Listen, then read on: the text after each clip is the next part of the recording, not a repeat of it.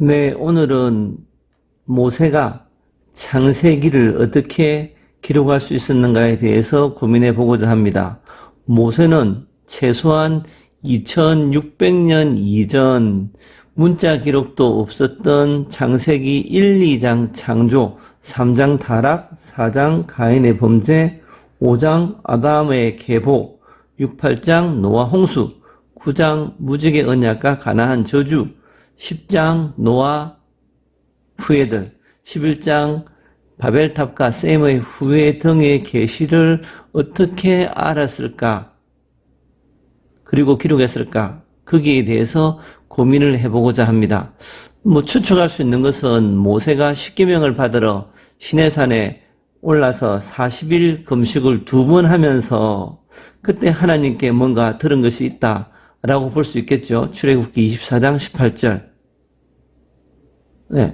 아니면은 창세기가 언약 계승자를 중심으로 구전되어 전해졌는데 라고 가정을 하게 되면은 좀 고민스러운 대목이 있는데 10장 특이한 사냥꾼 니므롯 사건, 11장 바벨탑 사건, 그리고 온 인류가 우상 숭배하게 되었다는 기록, 특히 노아의 직계우손, 언약의 계승자 데라까지 우상 숭배하게 되었다라고 이야기를 합니다. 그렇다면 이게 구전이 계속 되올 수 있었을까? 그런 고민도 되거든요. 예를 들어서 창세기 24장 2절을 보게 되면은 여호수아가 모든 백성에게 말할 때 여호와 하나님께서 말씀하셨기를 옛적에 너희 조상들 곧 아브라함의 아비 나홀의 아비 데라가 강 저편에 거하여 다른 신을 섬겼다라고 이야기하거든요. 데라가 다른 신을 섬겼다라고 이야기를 합니다.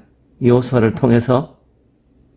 물론 아브라함 당시에 멜기세덱도 있었고 요업도 있었습니다. 이방인들이 하나님을 경외하는 사람이 몇 명 남겨두었지만은 그런데 불구하고 노아의 직계우손들 언약의 계승자까지 우상 숭배하는 상황에 이르렀기 때문에 거의 대다수 사람들은 온 인류는 우상 숭배했다고 보는 것도 나쁘지 않는 것 같아요. 이 상황이 되면은 창세기 계시의 전달, 언약의 개성 입장에서 봤을 때 아주 위기였을 것 같아요. 그래서 성경에는 없지만 불구하고 창세기 1에서 11장 계시가 우리에게 어떻게 전달되어 수 있었을까에 대해서 추측해 보고 싶습니다. 추측. 네, 하나 보고 싶은 것이 있는데 아담부터 모세까지 대략적인 생물 연대입니다. 아담은 930년을 살았는데 아버지가 될 때 나이는 130세.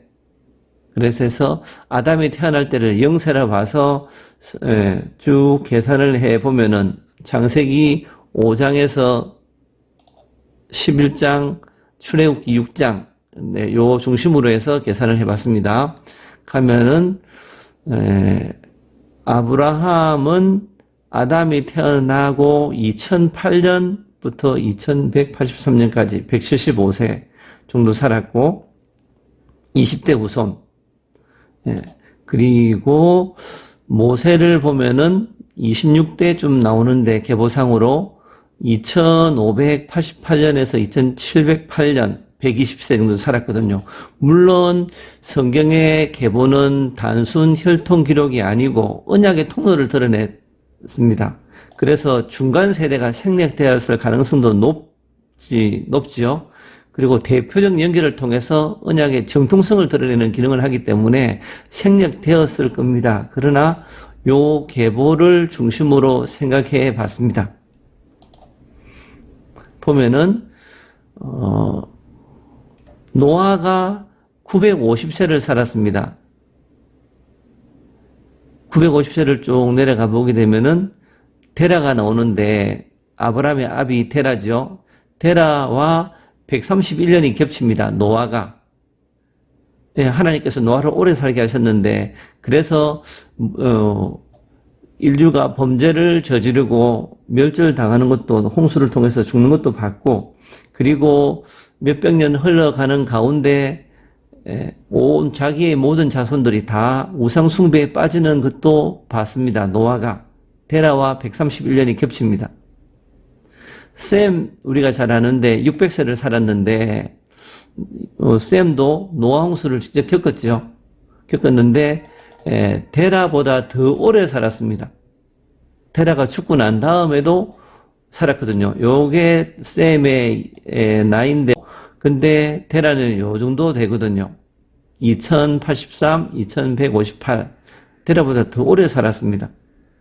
아브라함과 150년이 겹칩니다. 아브라함이 175세까지 살았는데 아브라함이 150세쯤 되었을 때 셈이 죽지요. 그러니까 노아는 데라에게, 셈은 데라뿐만 아니라 아브라함에게까지 직접적으로 간접적으로 영향을 미쳤다고 볼 수 있죠. 에벨이 있는데 에벨은 증조 할아버지가 셈이고 고조 할아버지가 노아 정도로 보면 될 것 같아요. 여기서 보면은 셈이 나오고 아라박사 셀라 에벨이 나오거든요. 그래서 노아가 나옵니다. 그러면은 에벨의 아버지, 할아버지, 증조, 고조 할아버지 좀 되겠죠? 네. 그래서 이 에벨은 셈과 봤을 때 430년이 겹칩니다. 셈으로부터 430년 같이 살면서 노아 홍수와 하나님에 대한 이야기를 충분히 들었는데 이 에벨이 데라보다 더 오래 살고 아브라함, 전생에까지 갑니다. 아브라함보다 더 오래 살죠. 2187이고 아브라함이 2183이기 때문에 아브라함보다 더 오래 삽니다. 에벨이. 그리고 이삭이 79살, 야곱이 19살까지 에벨이 삽니다. 그래서 하나님께서 노아와 셈과 에벨을 오래오래 살게 하셨는데 특히 노아와 셈은 노아 홍수를 경험하고 그리고 자손들이 다 우상 숭배하는 것도 지켜보았으면서 고통을 당했을 것 같은데 근데 불구하고 노아에게 했던 무지개 언약 그리고 가나안에 대한 저주 이런 걸 통해서 하나님의 약속이 있었는데 그 약속을 굳게 믿고 온 인류가 다시 하나님께 돌아올 것을 확신을 하고 그 어려운 시기를 살아냈던 것 같아요. 그래서 우리가 잘 아는 아브라함, 이삭, 야곱까지 셈과 에벨이 직접적으로 간접적으로 영향을 미칠 수 있었습니다. 충분히. 그렇다면은 우리가 잘 아는 아브라함 이후부터는 문자 기록도 가능하고 그리고 특히 모세 때는 당연히 문자가 있을 거예요. 그래서 구전되어서 지내오는 이야기, 노아까지는 구전을 우리가 이해할 수 있는데 노아 이후에 셈도 가능하죠. 근데 에벨부터 해서 데라, 아브라함까지 아브라함이 어떻게 이 이야기를 창세기 이야기를 알았을까?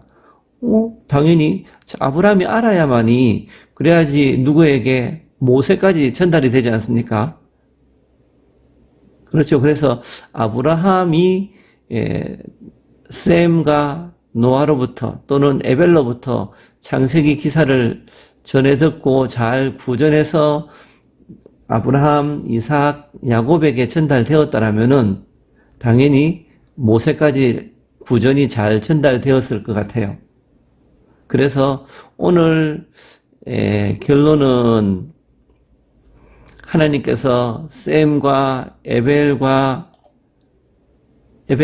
오래 살게 하셔서 셈과 에벨을 오래 살게 하셔서 노아 홍수 이전에 있었던 창조 기사 그리고 노아 홍수 이후에 있었던 여러 가지 하나님을 반역하는 그런 기사들을 다 알고 그것을 데라에게 아브라함에게 그리고 이삭에게 영향을 직접적으로 간접적으로 미치고 전했다라고 추측할 수 있습니다.